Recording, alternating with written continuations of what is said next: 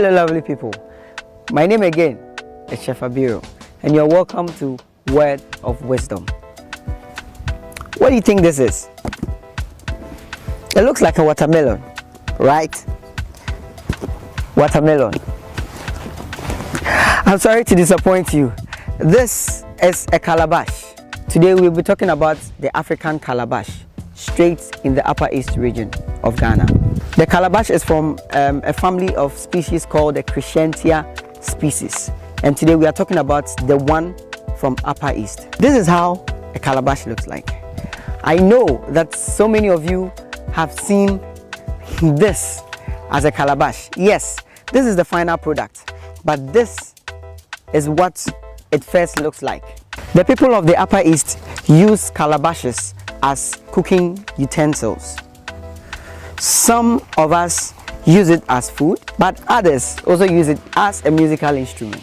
Currently, more emphasis is on the calabash as a cooking utensil and an art artifact. Of course, the people of the Upper East use their calabashes to drink their pito, eat their zo, and even in those days, eat their teaser. Those practices are quite outmoded, but they still exist, and some of us indigents still practice them.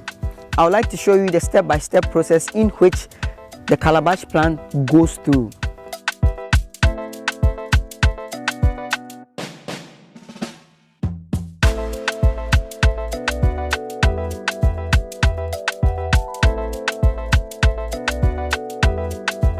So first of all, I would introduce to you the calabash seed. This is the calabash seed. It's so remarkable that something small as this could develop into a giant thing like this. So this is for the bigger calabash. In my language, which is the Gruni language, the bigger one produces the wane. Say it after me, wane. And then the smaller one produces the bia. The bia is a smaller calabash that looks like a ladle but has a shorter length. So the calabash is grown within a minimum of 3 months and a maximum of 4 months, depending on the rain patterns, and they are grown in the rainy season. The calabash is an amazing plant, and its growth process is so amazing, and the processes in which it goes through to become a final product is just quite mind-blowing. It is planted in a minimum of 3 months and a maximum of 4 months, depending on the rain patterns. One of the amazing things about the calabash is that the calabash in the Upper East region here is not really cultivated on a commercial scale. It is either randomly cultivated by someone who has decided to operate in it as a business, or just found grown behind your backyard. Sometimes others intentionally disperse the seed for it to grow behind their backyards. So after 3 months or 4 months, depending on the rain pattern, the calabash begins to develop, and then it gets to the first premature stage, which is this stage. I call it the watermelon stage. So with the watermelon stage, it is almost there.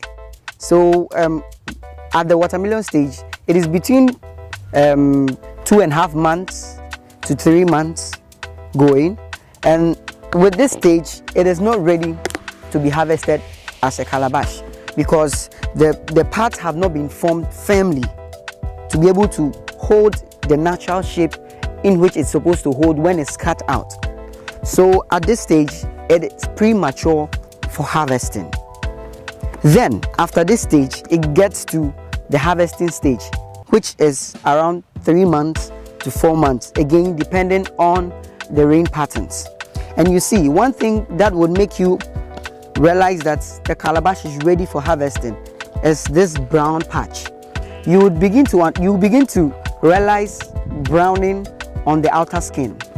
As compared to this, it is fully green and purely and solely prematured. But with this, you could see signs of dryness, meaning it is ready, and it has developed all the necessary tissues to make it a wonderful calabash. Then, so when it gets to the harvesting time, you would need a special tool. Others use knives, others use sickles to cut this. But with the cutting of the calabash, you need a special skill. So it is not something that everyone could do. So you need that skill, of course. And then, so after the harvesting stage, the next stage it would have to go through is the preparation stage. So in the harvesting stage, you would cut it open. This is it. So after this, it is being aged in a big water bath so that all the tissues will be scooped out. So after this stage, after the harvesting stage, where the seeds are taken out, it gets to this stage. It gets to this stage. So with this, you could see that the browning is coming even. The browning is coming even as compared to the first harvesting stage. So you could see that after it has been harvested, this will be soaked in a water bath so that all the other tissues inside will be easily scooped out and easily washed out. One thing to note is that if the calabash is not harvested right, you will not have your calabash in a good form. An example is this one. This one has been pre-harvested. So it has lost its shape, it has lost its form, but that is not the end of the road for this beautiful artifact. Once there's a problem like premature harvesting, correction can be made by putting sticks or stones to mark out the kind of stretchiness you would want it to stretch, and then it is cooked. Yes, it is cooked. The calabash is cooked for a minimum of 2 to 3 days. And once that is done, during the cooking, expansion occurs. And once expansion occurs, it picks the form of whatever object is used to straighten it. So that is another wonderful thing about the production of calabash.